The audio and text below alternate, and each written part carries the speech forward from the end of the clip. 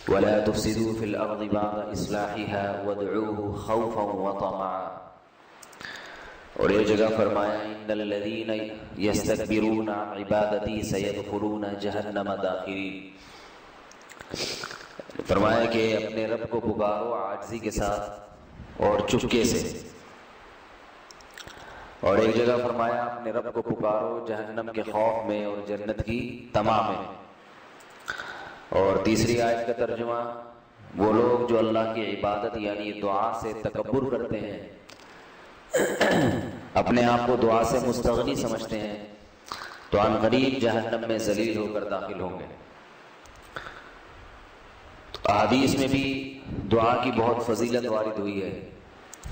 ایک ایسا عمل ہے دعا جس سے آج ہم غافل ہوتے چلے جا رہے ہیں. دعائیں پڑھی جاتی ہیں، مانگی نہیں جاتی ہیں.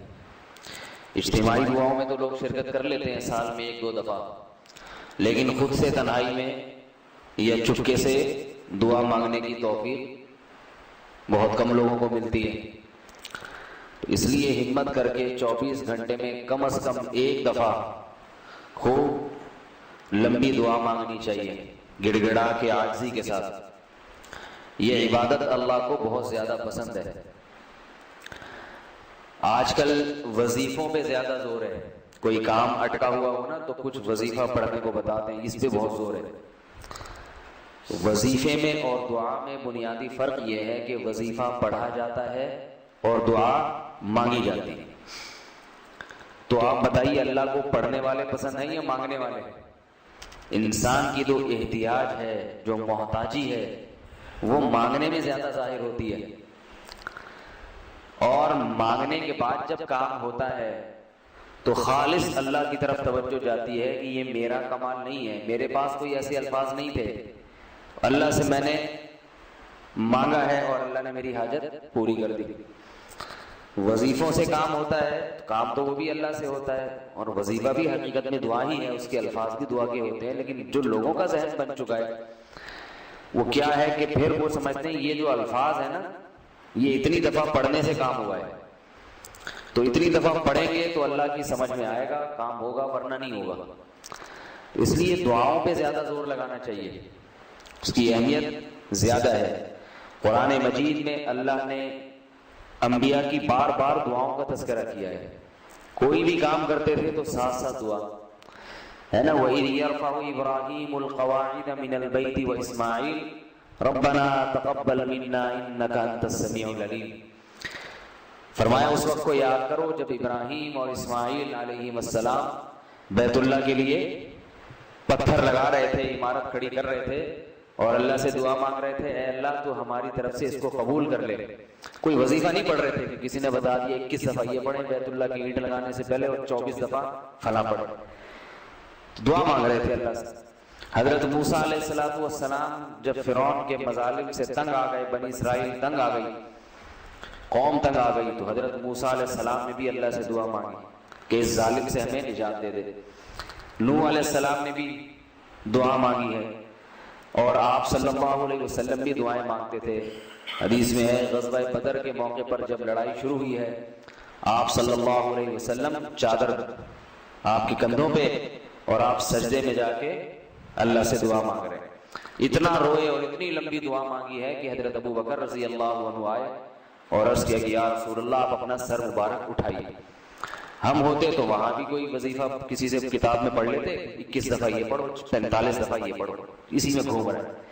بچیوں کی شادی نہیں ہوتی تو کسی نے بتا دیا کہ 25 دفعہ یہ پڑھ لو، 26 دفعہ سورہ مزمل پڑھ لو، اتنی دفعہ یہ پڑھ لو، اتنی دفعہ یہ پڑھ لو. تو بھائی کیوں نہیں 2 رکعت پڑھ کے اللہ سے دعا مانگ لیتے؟ اللہ تو نے بیٹیاں دی ہیں، ان کے مستقبل کے لیے، ان کی عزت کے لیے کوئی اچھا رشتہ میسر فرما دے. بیٹے کے لیے بھی دعا مانگی جا سکتی ہے. تو 24 گھنٹے میں ایک وقت نکال کے اللہ سے گڑ گڑا کے دعا مانگنی چاہیے.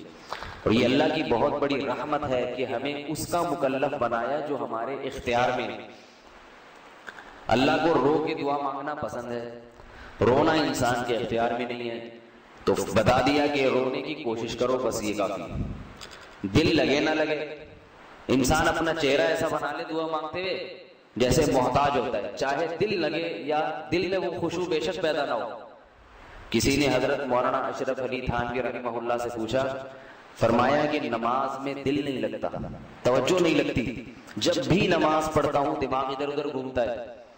تو حضرت نے بڑا پیارا جواب دیا، فرمایا نماز میں دل کا لگانا فرض ہے، دل کا لگنا فرض نہیں ہے. یعنی لگانا فرض کا مطلب لگانے کی کوشش تو فرض ہے، لیکن یہ فرض نہیں ہے کہ لگ بھی جائے. بعض دفعہ کوشش کے باوجود دماغ ادھر ادھر گھومتا ہے، اس پہ کوئی گناہ نہیں ہے، یہ غیر اختیاری ہے، بلکہ اس پہ پریشان بھی نہیں ہونا چاہیے. بالکل ایسے ہی نماز قبول ہوگی جیسے اس کی ہوتی ہے جس کا دل لگ رہا ہوتا ہے.